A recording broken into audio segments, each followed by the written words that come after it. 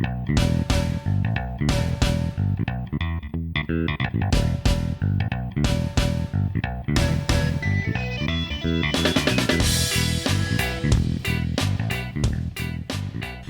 hello there, Internet. Troy to the Max Extreme here. And Ghost Hunter Dave. Good to see you. It's been a while. It has been a while, not due to the fact that I didn't have these read, but due to the fact that life sucks. My life has been turned upside down, and that's just what we've been waiting for, to become less sucky, I guess? Has it been? No. No. Absolutely if anything, not. I think it just got worse. Yeah. Yeah. It seems worth noting that at the recording time of this podcast, we just found out that Chadwick Boseman passed away last night, which is a huge loss for not only the superhero movie-going community, but, you know, everyone in general. Obviously his family, but he was a good dude. And what an inspiration his acting and his character provided as a role model. And, man, it's a shame. I know. That was not what I wanted to see when I woke up this morning. Yeah. But, I know. But maybe to uplift things a little bit, why don't we hop back right into everyone's fan favorite thing, the Event Fatigue series we're doing right now. We're playing a little bit of catch-up, doing a big kind of catch-all on this episode, covering quite a few things. Yeah, some odds and ends, and then wrapping it with a little bit more in-depth look at Planet Hulk. Yes, of course. But where do you want to get started here? What do you want to touch on? You want to touch on some aftermath of House of M and touch into the Avengers a bit? Yeah, let's kick it off with that. So, we're going to jump back into BMB, that's Brian Michael Bendis, if you are unfamiliar with this if you're initial nasty. system that we just came up with right now. Yeah. We're going to jump into his New Avengers run again, and I believe this is somewhere around issue 11, I think.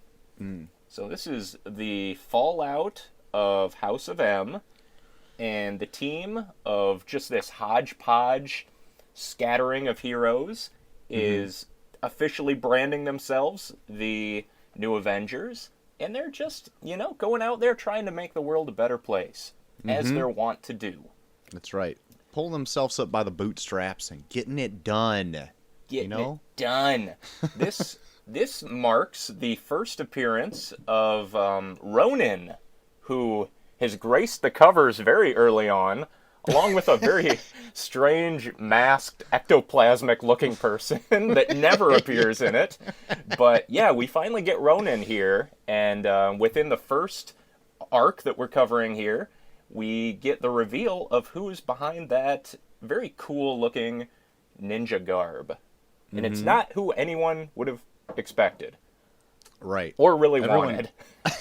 Everyone had their money on Hawkeye, and that was not the case. Yep. Or Daredevil. Daredevil. Either one. It ended up being Echo from Echo. The Daredevil run of, I think, BMB himself. Well, yeah. He's seeding, of course. seeding the soil. Yeah. This is Did my he create first... Echo? Do you know? That I'm not for sure. I should have looked it up, but I didn't. Nope, me neither. But he definitely likes playing those little curveballs and throwing in these little obscure characters. And I don't even know if she's really obscure, but she's at least lesser known. But I really liked the inclusion of her here, even though I don't think she does a whole lot in the Avengers series from memory. I can't recall her being in it again, to tell you the truth. Well, I'm pretty sure she was in the book for a little bit, but maybe after a maybe Secret Invasion, she might disappear, and that's coming up fairly soon. Okay. But that I'm not sure. Maybe that's another thing we need to look out for among the other things that I've already forgotten as well. Right. I like that we've forgotten a lot of this. We've reread it, but then it's taken so long between recordings that we've gone and forgotten them again. We're gonna have to do another event fatigue in a couple years. Oh, that sounds just fatiguing. I don't know if I want to do that at all. But anyway, yeah, Echo. I really liked her inclusion in this, and I actually like her quite a bit as a character, having her be deaf and able to mimic kind of other people's Fighting not necessarily style. yeah, her fighting styles, not necessarily their abilities, but and I even like some of the in jokes that she can't understand what Spider-Man says because he has a Yes. mask on. Yeah. Yeah, you think that would happen a lot in the superhero community. Apparently not. Apparently, No. apparently not. But now in like a culture where we all have to wear masks and are constantly going, "What? what did you say?" I find it much more a peculiar thing that she it doesn't happen more often. Oh, absolutely. So in that arc, they basically kind of take down a up and coming kind of like Japanese Yakuza cartel that's forming, where they wanted the Silver Samurai, the newly released from the Raft Silver Samurai, to lead their organization. And I'm trying to think what happens, but it doesn't go well. And they defeat them. I believe Yep. Silver Samurai double crosses them and then gets away.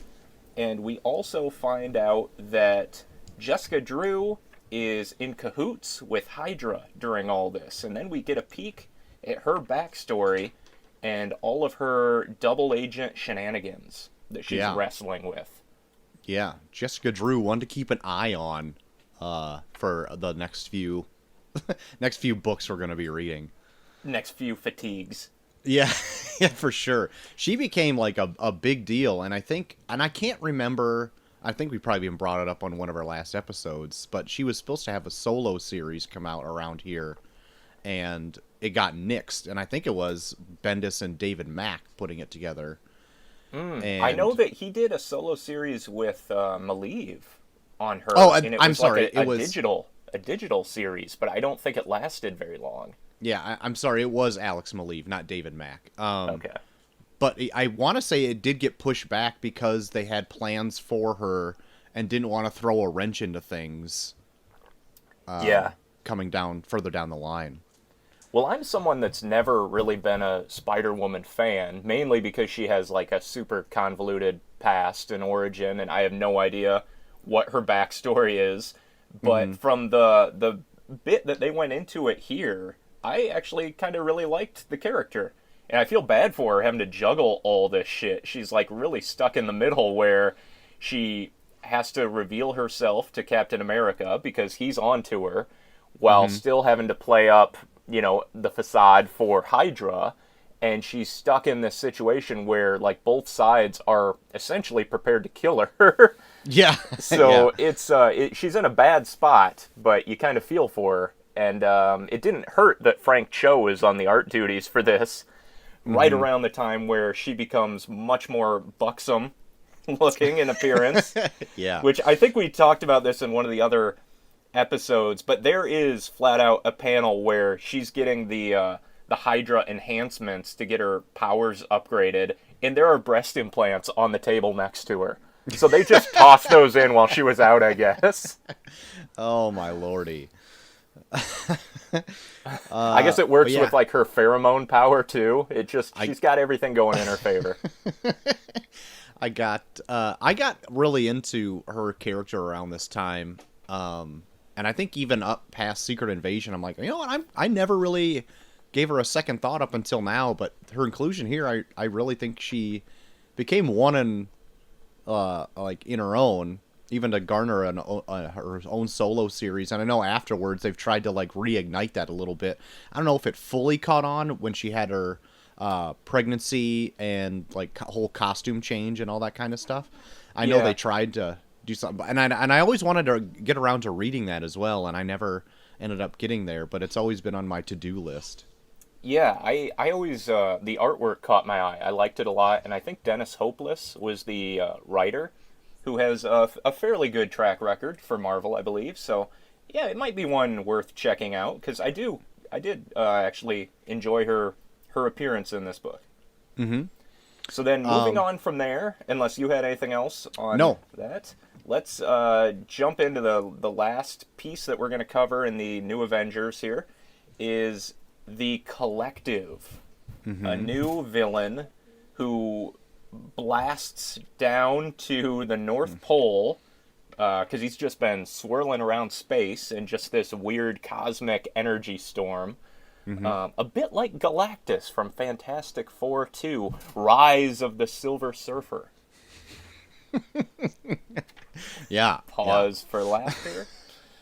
And he wipes out this small town in the North Pole, and the Alpha Flight are sent in to knock this creature on its ass.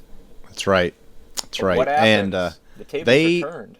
Tables definitely turned, and they get knocked on their keisters. This collective energy has just cut a swath through Canada's finest superhero team.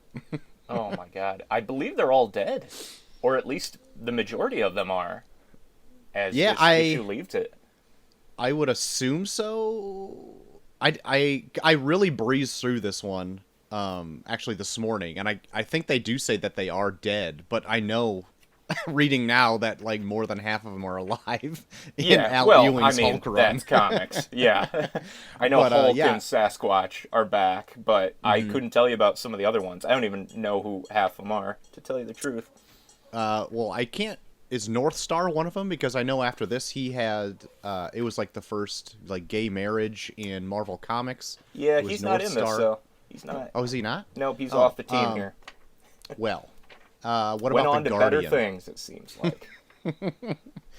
But anyway, yeah, that collective energy just tore through Alpha Flight like they were tissues. Mm-hmm. And then he goes a bit of on a rampant run into finding a host body, finding one in a postal worker, Michael something. Yeah.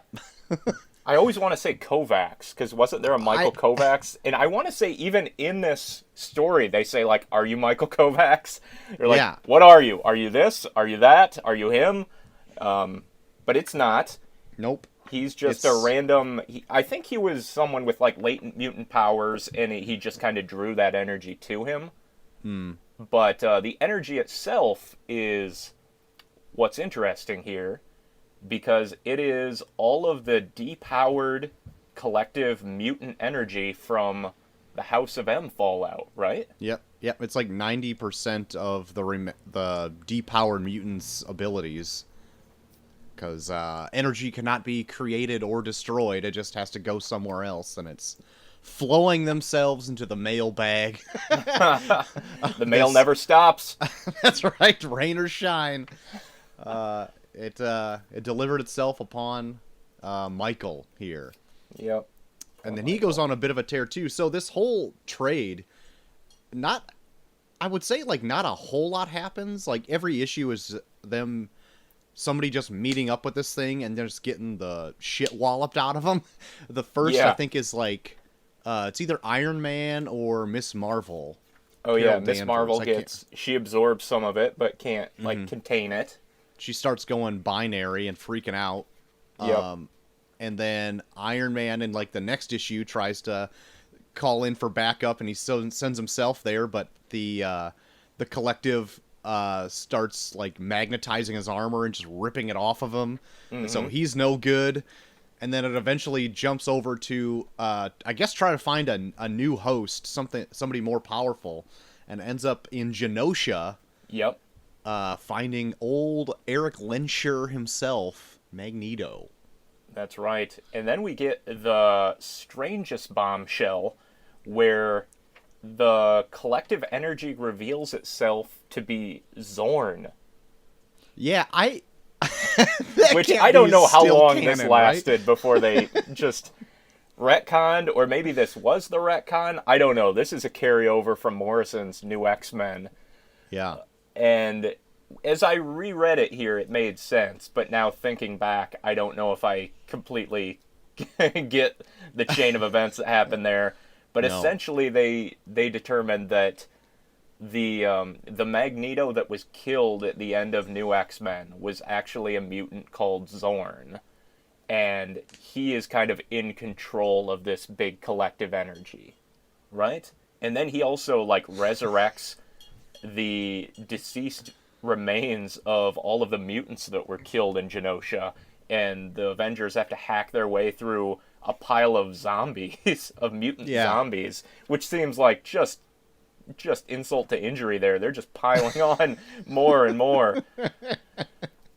Yeah, to be quite fair, doing a quick breeze through this trade, I couldn't really connect the dots between like A to B to C, especially when they threw in the Zorn fork. I'm yes, like, hold that was on, such an hold odd callback there. Part of me really likes that they go into what happens to this mutant energy. I just feel like it was an odd way to do it in the fact that it's just a new Avengers arc and then it's never mentioned again. Where I feel like this should have had a bigger ramification across the Marvel Universe. It almost should have been like an event. And I'm not saying we need more Marvel events, but it's like, this seems like a big deal. Right. It could have been like even just a 4-issue mini tying in like New Avengers and like 2 or 3 other titles. For sure, yeah. But maybe X-Men. X-Men would have been a good one. The X-Men would have been a definite good one to tie in there. But then eventually the Sentry gets called in to do what he does best and throw it into the sun. Throw it into the sun. Yep. And so that happens, and then it just seems like the menace is now over. Like it kind of just happens. Like it ends really quickly. Yeah. So it's like. Yeah, so all of the mutant power energy has just been thrown into the sun. Case closed. It's a typical Hellboy wrap-up. Well, that's that. Like, and that's it? There's no further ramifications? Right. All right.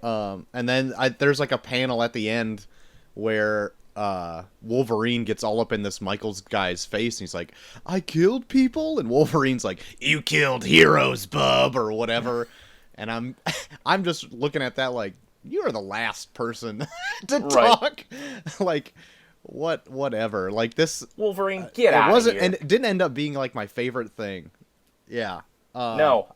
This whole collective like thing. The I thought it was a idea neat idea, but then. Yep. And then I just don't think it. I don't think. I mean, but what do you do with that kind of thing just floating around in the universe? You know, I don't like, know. It's almost like it was too powerful. Yeah. Yeah. So I don't know. It's like another godlike thing. Even if it would just said like the Phoenix Force came by and absorbed it, I would have been like, okay, now it's the Phoenix is even more powerful. Yeah, cool. And then it just goes on to do whatever. Like the X-Men already tied to all that stuff. Why not? But that's not what happened. It just got burned into the sun, apparently. Apparently that's a thing that can happen. Oh, the sun heals all. That's right. And then one last little tie-in thing here I forgot to mention. There's also the New Avengers Annual, which features the wedding of Luke Cage and Jessica Jones. Oh, okay. And also the reemergence of the second Black Widow. Remember the one that got burned up by Sauron in the early New Avengers issues?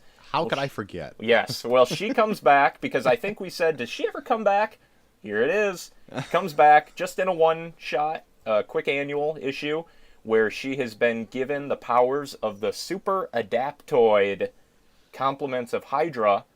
She attacks the heroes prior to the wedding. They have a bit of a fight, and I believe she explodes and might be dead forever. Overall, 5 out of 5. Oh, very good.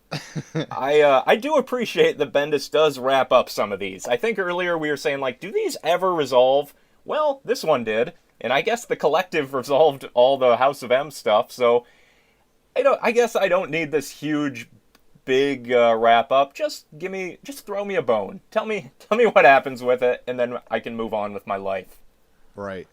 But at the same time, when you're like, I wonder what happened to this, and it's like in a paragraph on Wiki, or even a few sentences, you're like, oh, not a whole lot. Yeah.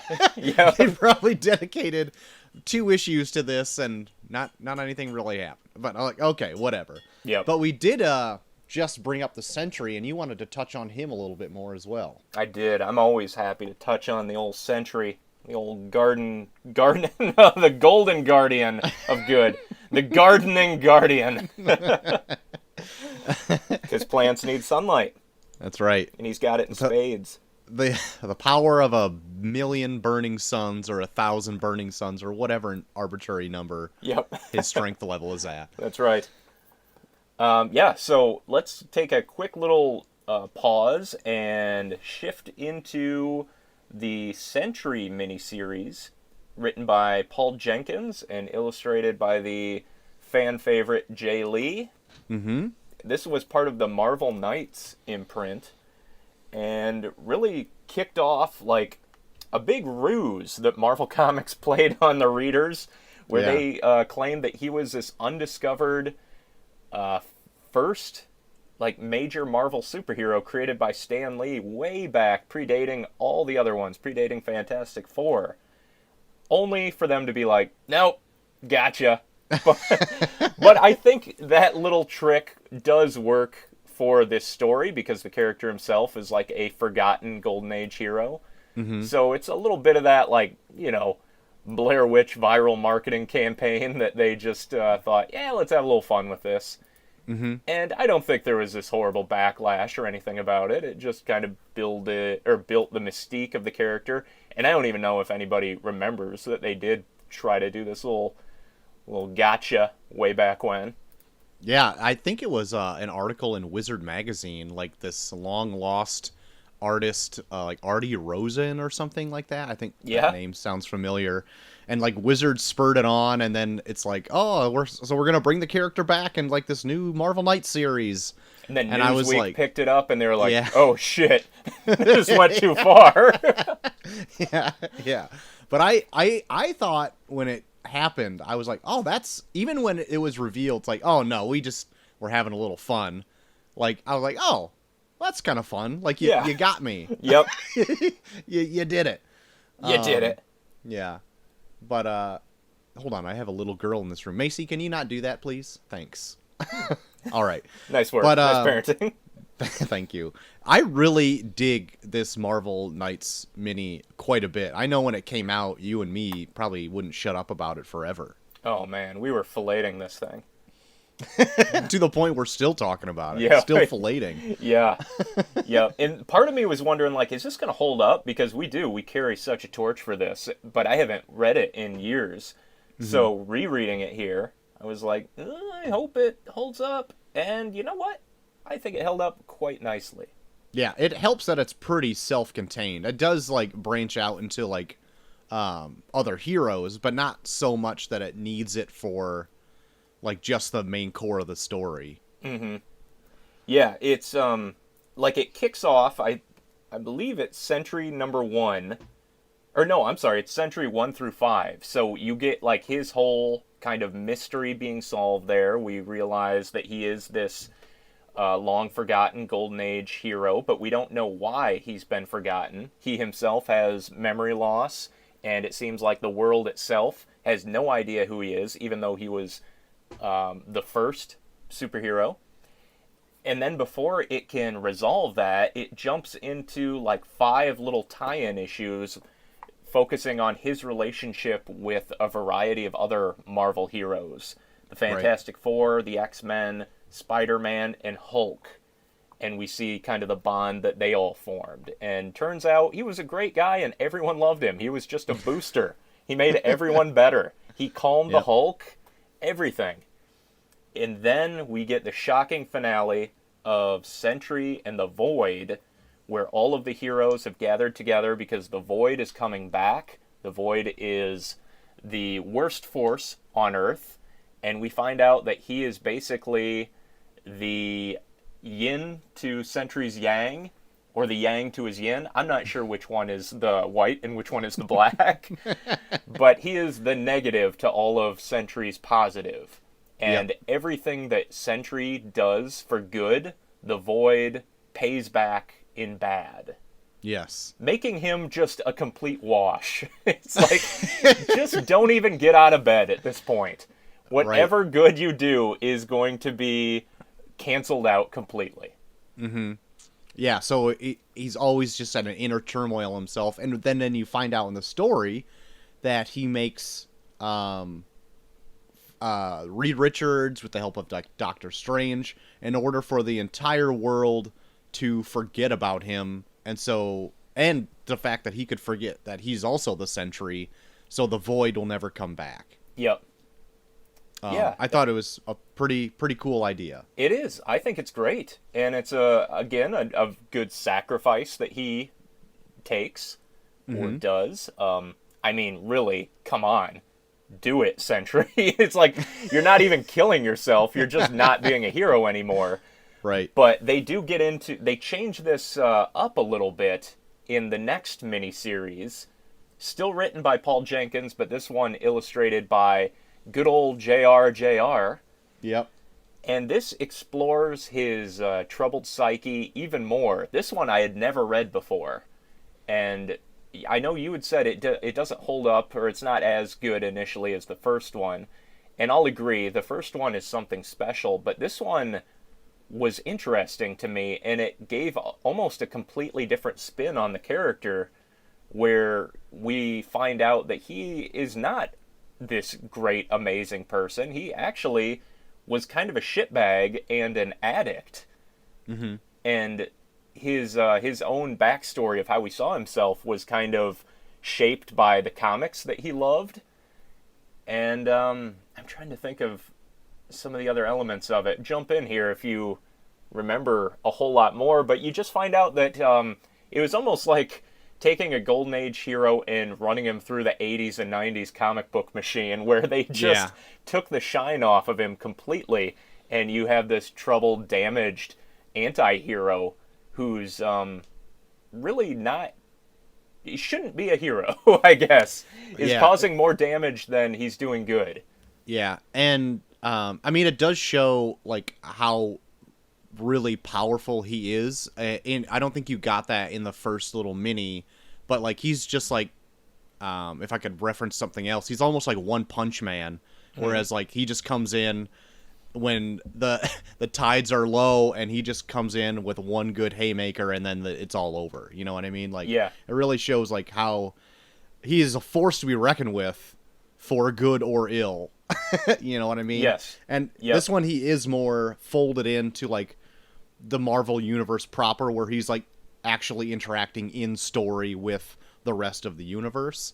And I don't know if that's what turned me off about it, because he works so well as kind of like this relic that was forgotten, and then the universe can kind of go on and do its own thing. It could have easily not been a Marvel story. You know, it could have been like just an Image book, you know, that's kind of like Marvel, or, you know, like Invincible or Irredeemable or Hyperion or something like that. Yeah. But I mean, they did kind of touch on that a little bit in that first mini. What I really like, that I always remember, is when the Sentry it's in every single issue, he kind of like jumps a little bit through time, and Jay Lee like draws in that decade's kind of style. Yes. And like in the 80s, his costume changes where he's got like a bandana mask around his eyes, and he's injecting the serum in his veins like freaking heroin. And in the 90s, he's drawn to have like a Liefeld type style. I really liked that aspect of it. So it shows that he still is like dependent on that serum to keep his powers up. But I always forget that like it's not just like a one-time I chug this serum and have this amazing power. It's like I have to keep ingesting this stuff. But I think they get rid of that when he's like incorporated into the Avengers. Yeah, I thought the same thing. I couldn't remember, because I couldn't remember ever seeing him take the serum. So like, even more so, like, well, if your power's from that, and then that also causes the Void, don't take it. Right. I mean, it's more of like his drug addict type of persona there, where he feels like he needs to take it. But yeah, it seems a lot more cut and dry. Like, dude, just don't do it. Like, right. We've got other heroes. We don't always need something thrown into the sun. Correct. Yeah, it's an interesting character, and I feel like every appearance he's in, they change his backstory a little bit more to fit whatever they want, which kind of takes away from the initial, I guess, draw of the characters, that he was just this golden age hero that just fought for good. But I mean, the fact that they just kind of made him for the hell of it anyway, I guess they can use him and twist him to fit whatever plot contrivance they want. Yeah. I think we both just prefer him in that first miniseries, and that's how I always kind of look at him, even though I don't know if going forward in our event fatigue, he is truly that character anymore. Right. Yeah, I don't think he ever becomes that. They make him like agoraphobic, so he's afraid to go outside. Like, they do some interesting things with him, but they never like follow through or carry it on, I feel like. Right. Yeah. Yeah, I almost feel like that first miniseries is almost like an encapsulation of like his comic book persona that he pictures himself as. Mm-hmm. You know, it's like the follow-up miniseries where he's more troubled and going through therapy. I feel like that is kind of the real Sentry, and the Sentry miniseries that predated that is how he sees himself. Almost like that's not even the real character. That's almost like just his memories of himself, if that makes any sense. Yeah. I don't know. It's a hard character to tackle because I don't think there is like a right answer. I think it just depends on however they wanted to write him at that time, which is kind of unfortunate, but still a favorite of mine for whatever reason. Yeah. And then there was to jump way ahead, there's like a reemergence of a Jeff Lemire Sentry series that came out that I actually quite enjoyed, probably more than the Sentry Reborn arc, because it's still, granted it's in the Marvel Universe, but it's still just isolated to pretty much him with a handful of other characters. That's pretty much it. Okay, I bought it, but I didn't read it yet because I thought maybe I needed some more context, because I know, spoilers, he does eventually die, and I think he is eventually resurrected shortly before this miniseries. So I thought, like, that's a lot of context that I might need. But you say you don't really? No. I mean, if you have, with your base knowledge of it and knowing that he does eventually meet his end, I think that's all you really need to know going into the Lemire series. It's pretty interesting, and I would love to see more of it, but I'm fine with it being like just that much and done as well. But okay, here's an interesting nugget. Do you know Rick Remender resurrected him in Uncanny Avengers as one of the Four Horsemen? Oh, you know what? I might have read that, but I've completely forgotten about it. Yeah, I think that is how he came back to life. But again, I have not read this. I've just kind of heard it in passing. And I'm looking forward to getting to it when we eventually reach that portion of our show. But yeah, I believe that's how he returns. Righteous. Well, why don't we jump on to one more little tidbit before we jump onto Planet Hulk? Something that we should probably lay the groundwork on before it becomes like a big deal in BMB's run. Yeah. This is a catch-all. These are all little threads that we want to kind of see how they began. And this one is the Brian K. Vaughan and Kyle Hotz created character, The Hood.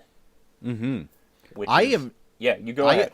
I never heard of this character up until Brian Bendis put him in his new Avengers run coming down the road a little bit. And I didn't even know it was created by...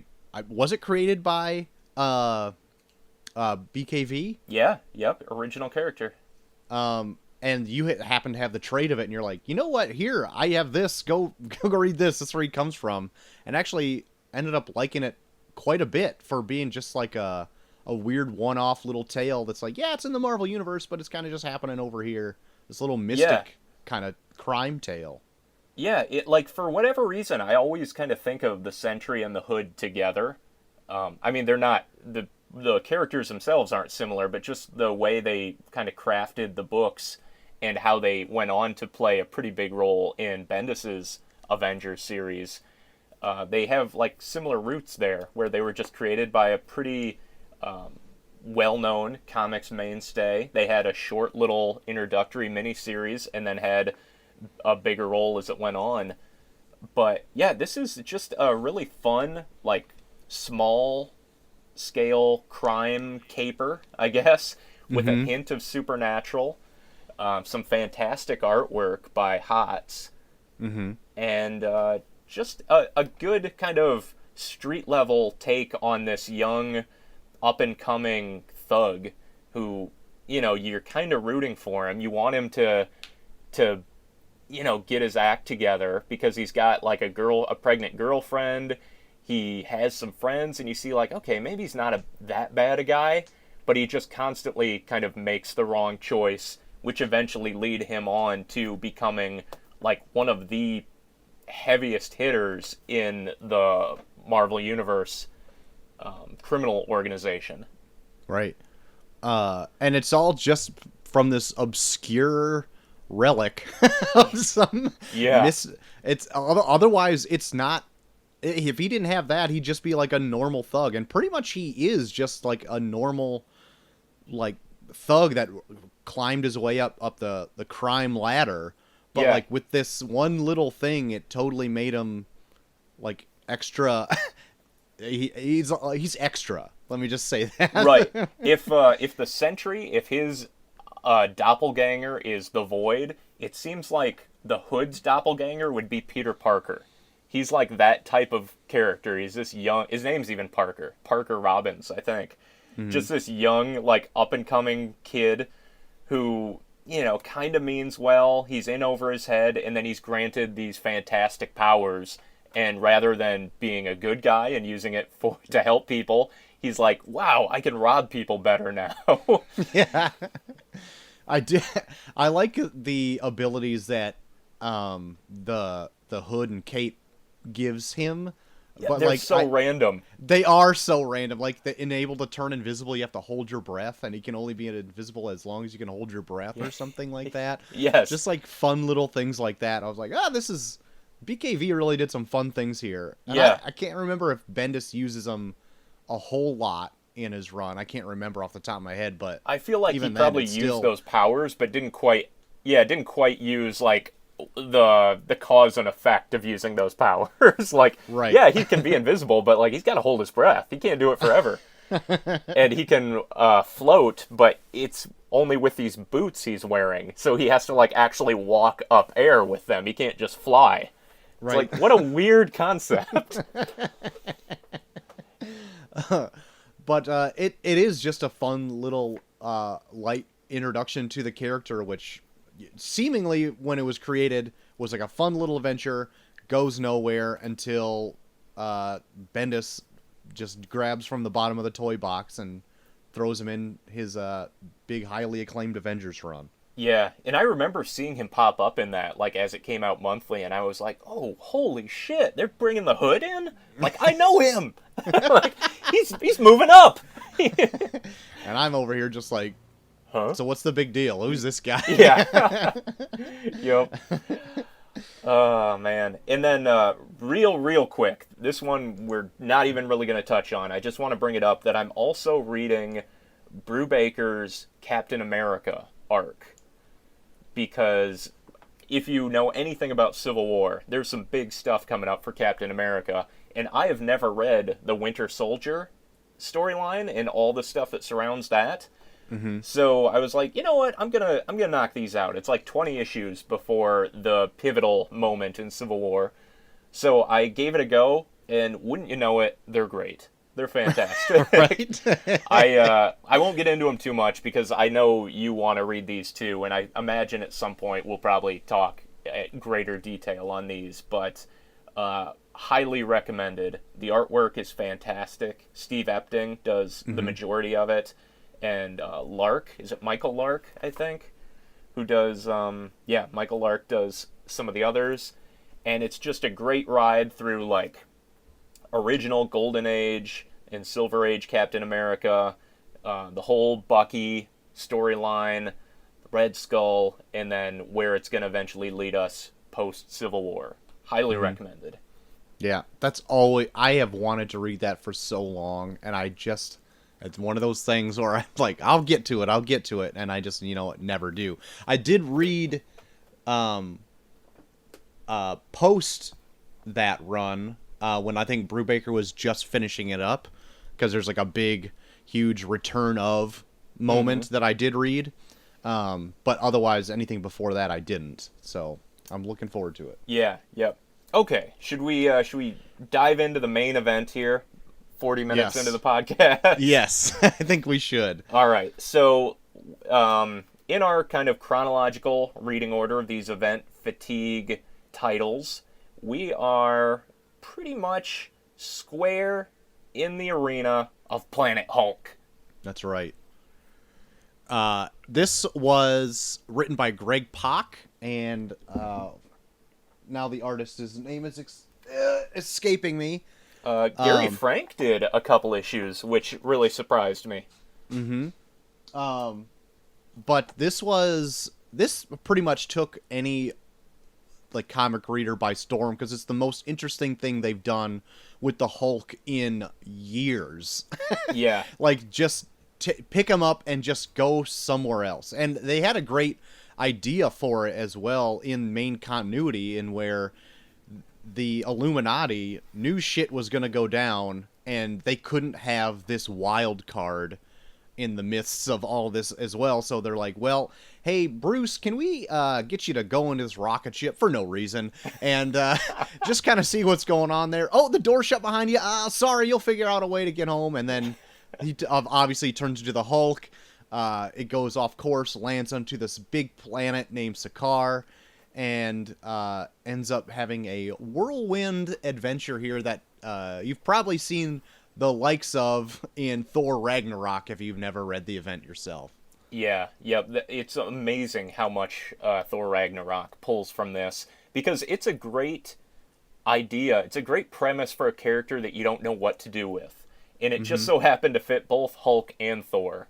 Two characters that, like, they're such heavy hitters.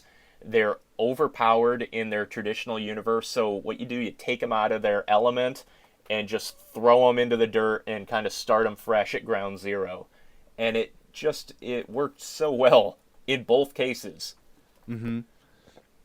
So what's the main what's going on in this, Dave? Can you give us a brief synopsis? Well, you gave a pretty good synopsis right there. I also read the prelude to Planet Hulk, which is just kind of a 5-issue collection where the really big deciding factor was Hulk went nuts in Vegas and just beat the hell out of the thing and just really ran amok. And that was, I think, where they were able to really find some pull on Tony Stark's front and be like, yeah, this guy's unpredictable. We got to shoot him into space. Yeah. And in their defense, they were going to send him to a planet that was peaceful, no other people around, basically what Hulk always wanted. So, like, might not have been the best. Maybe they should have checked with him first, but they had his interests and the interests of the world. Does Macy have anything to add to Hulk? Nope, she's running out of the room. All right. But Hulk gets a little agitated, as he tends to do, and smashes the hell out of the rocket, knocks it off course through like a wormhole, and winds up on Sakaar. So, way to go, Hulk. You botched it up again. Yeah.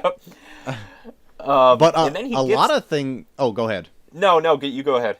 Well, I was gonna say, like, a lot of things happen in the aftermath of this story as well, and as the story progresses, like, you see the Hulk take, even though this is not the place he was destined to be, he ended up being almost destined to eventually be there through, like, some the prophecy of the green scar will help heal the world. Yeah, it was kind of that trope that, you know, a hero will come from the stars and deliver us from the Deadites, if we could go Army of Darkness there. But, yeah, he comes down in a rocket, crashes. Also has a little bit of, like, Hellboy lore, where his blood, when it touches the barren soil of Sakaar, grows plant life. Yep. So that's another sign that he is the... What do they call him? Other than the Green Scar, don't they have, like, a term for him? They also call him, like, the World Breaker, don't they? Yeah. So there's two sides to this. Is he going to be the savior, or is he going to end the world? And as it wraps up, turns out a little bit of both. Yep. Yes, for sure. So I'm going to be terrible at names as usual.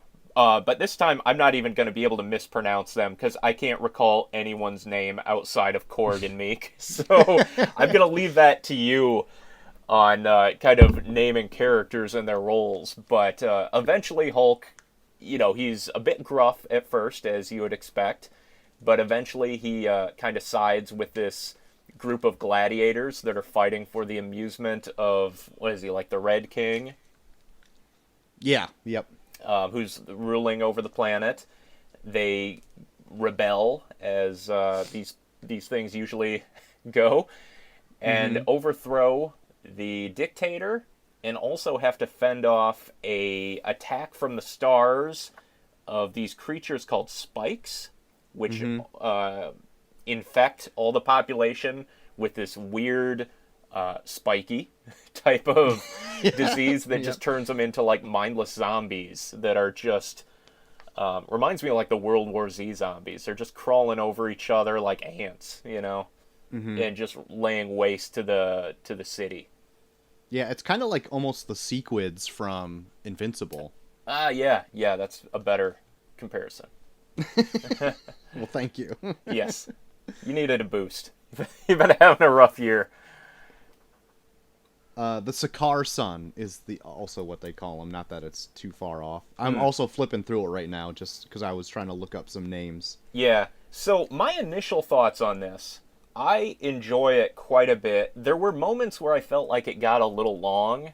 Yeah. But also, this was like a monthly book, so it was a big, probably year-long event, which makes sense.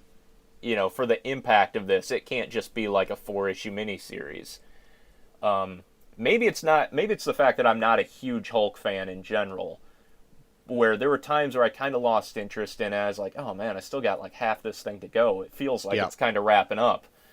But then it got kind of interesting again by the time that Hulk actually takes the throne as like king and starts ruling the city, and he's kind of at peace. Like Bruce Banner is pretty much just an afterthought, Yep. Hulk settles down with this other warrior woman, and they have a child, I believe. Yep. Yeah. And everything seems to be going pretty well for him. It's like, wow, maybe this all worked out for the best for old Hulk. But it didn't. Not so much. Yeah, everything that was built up, and he ended up overcoming all the odds. He ended up overturning, making this world into something that is relatively peaceful, even though they probably live in a bit of fear of him. Yeah. Yeah. But those blasted heroes from Earth sabotaged his life once again, because that rocket ship that sent him there also was essentially like a ticking time bomb. Yeah. And ended up doing a whole lot of damage. That was a massive explosion. Yeah. So I forget why. Why did it blow up? Someone was just like tinkering with it. Yeah, it's pretty much it. Like, oh, let's poke around at this, and then it just ended up going horribly, eradicating everything with fire, and that left barely anything left but the Hulk and a little bit of his warbound crew. Yeah, and his wife just turns to cinders in his arms. Yep. His child supposedly is wiped out, but that comes back later. And then he is just the angriest he has ever been, the strongest he has ever been. And he vows vengeance on the heroes of Earth. Yeah. Oh man. Yeah. So through this too, they also do things where they tack on more to the Hulk mythology. So he is the Hulk almost throughout all of this, right? Mm-hmm. And so with that, he's living in this body and this childlike mind is evolving into more of like a structured intelligence, where he's not just an angry toddler anymore. He's like growing and learning and be able to, you know, I'm sorry. I'm getting choked up just thinking about it. But he's becoming intelligent. That's what I'm trying to say. Yes. In fewer words. Well said. But Yep. Thank you. And it's kind of it's just how it was in Thor Ragnarok. He's hit full on sentences. He's not just Hulk smash anymore, and so that has carried on almost since, because if you're reading Al Ewing's Hulk run now, that is still like a, not to detour too far from it, but the Hulk has always had multiple Bruce Banner rather has always had multiple personalities in his head, and that was given to him decades ago by now the writer is escaping, Chris Claremont, I think. That might not be right. Was it Peter David? Peter David, that's it. And he's had always like this Gray Hulk personality, the Green Hulk. Eventually later he had Professor Hulk in there, Devil Hulk, and Bruce Banner all tied up in there. And now that this World Breaker Hulk that you meet in this story is also now a personality in Bruce Banner's head as well. So so that World Breaker from Immortal Hulk is this Hulk here? Yes. Okay. The Makes one sense. from Yep. yeah, and he's apparently the strongest Hulk that there is yet. He's not. No one can top him. How far are you in on that Immortal Hulk book? I think I'm on the Minotaur one. Okay. It comes into play a little bit later on in that, where they're kind of diving into his mind a little bit, but it's pretty good. And not only does that carry on from here, but for a while, I think Greg Pak or Fred Van Lente, I can't remember who did it, but they also have his son come back into play. I think his name is just Sakaar. Yeah, that sounds right. And he is just like this. He's an alien mixed with the Hulk, and he is just another Hulk that ends up on Earth until eventually there's like an overabundance of Hulk people Yeah. on the Earth, and it's almost like it's almost too much to me. Like I don't mind like the Hulk and She-Hulk and maybe even Red Hulk, because I feel like it's warranted in the Hulk canon story. Only if but, he's mustachioed. Yes, please. But other than that, like when it came to like Red She-Hulk, and is not even around anymore, and you had Scar, and you had Too many Hulks. The Amadeus Cho. Cho. Yeah. Not that I'm saying he can't be one, but I really liked him as just like this intelligent. I liked actually him and with Hercules, Amadeus Cho and Hercules together. It's kind of like this weird Archer and Armstrong kind of thing. Yep, for sure. And they introduce him at the very tail end of this as well. Yep. And he's like the 12th smartest person on the planet, and he even knows that about himself. Which he reminds the reader constantly of. But I also like, too, that for a while Hercules took up the Hulk book. And and I've always been wanting to read it, because I heard it was always like a fun little, like, I don't even know if it went 12 issues, but just for a little bit they even recreated that iconic Hulk cover where the Hulk is carrying the Hulk on his back. Carrying it on his back. Yeah, The Incredible Hulk, I believe it was titled. Yeah, I've always kind of been interested in that, because the Hercules character is someone that I've never read anything of, but I would be open to, if something has been regarded as a good read, I'd check it out. Yeah, and I don't know and I don't know like how great it is. I know, I don't even know how soon after it is, but there's like another small little event called like Chaos War, and apparently it's supposed to be really bad. But it's got like the Olympian gods in it that has to deal with that kind of stuff, and I don't know. It's a Hercules Center. Yeah, I don't know if I want it, and I don't even know if I can even find it anywhere, even on Amazon. I think it was like, if you wanted one, it was like $100. I'm like, forget it.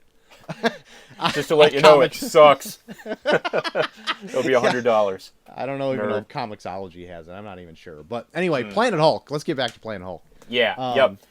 So there's some big comeuppance coming their way, which I'm really excited to read. I want to jump into World War Hulk, but we just talked prior to this on if that is post-Civil War, which we think it is, but that'll probably be the next one after Civil War that we read, because I want Hulk to just wreak some unholy vengeance on Tony Stark and Reed Richards for this. Yeah.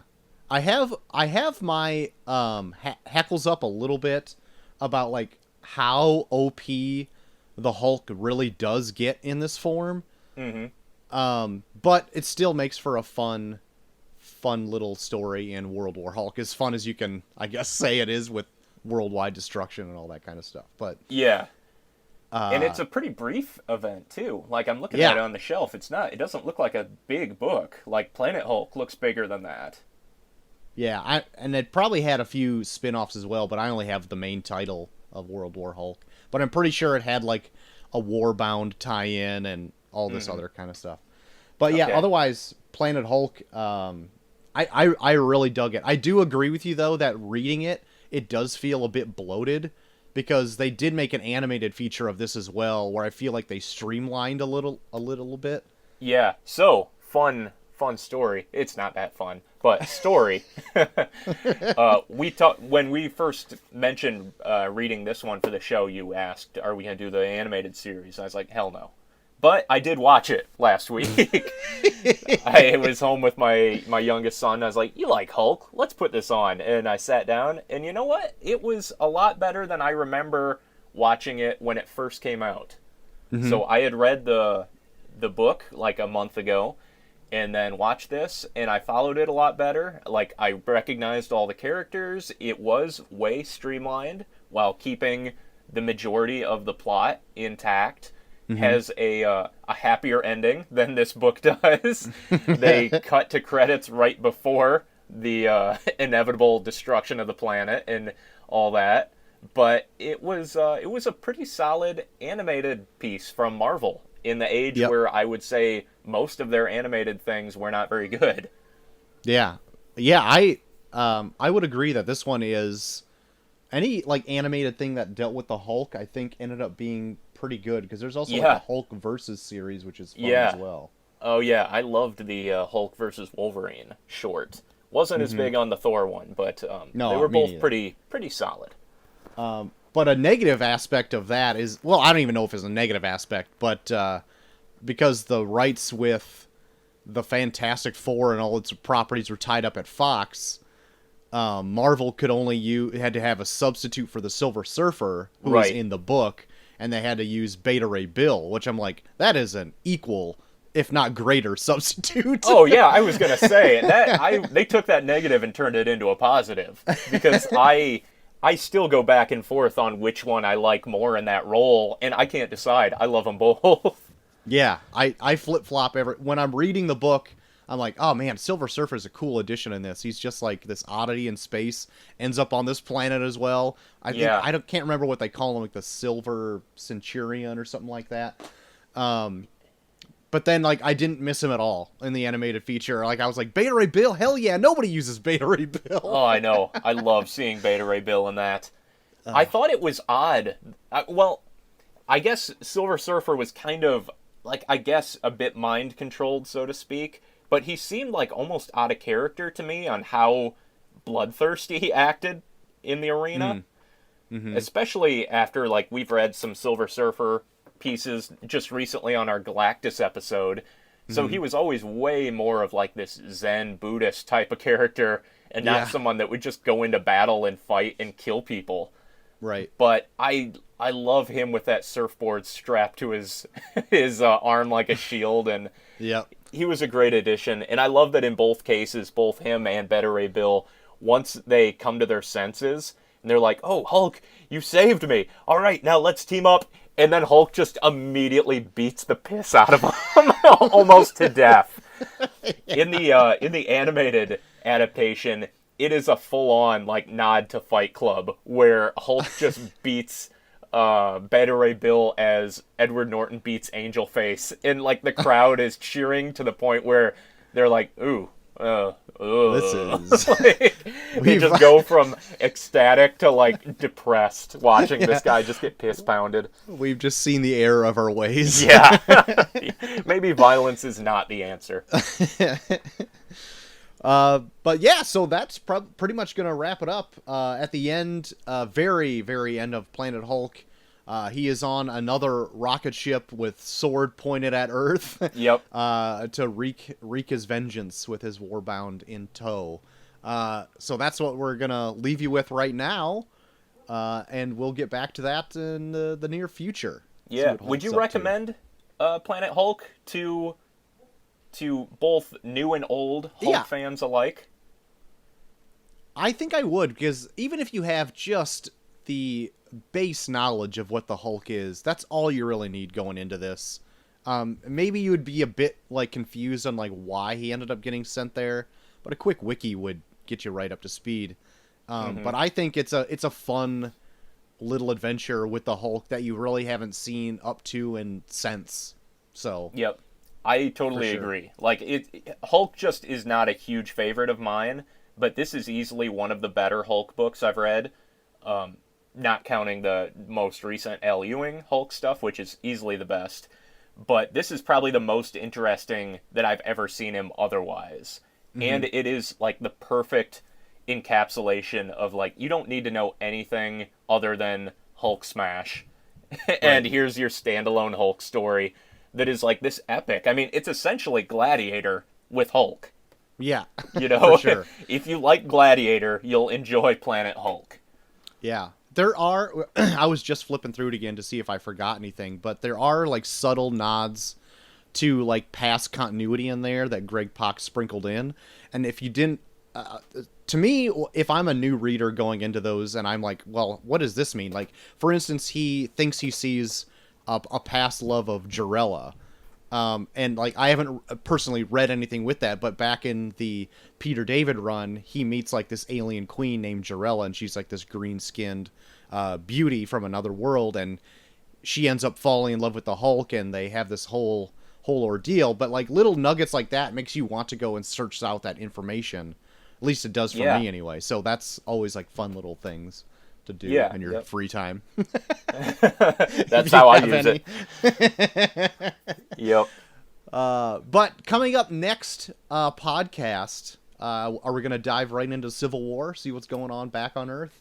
Let's do it. Let's pick a side and just tackle the whole Civil War. Whatever you want to read to tie in.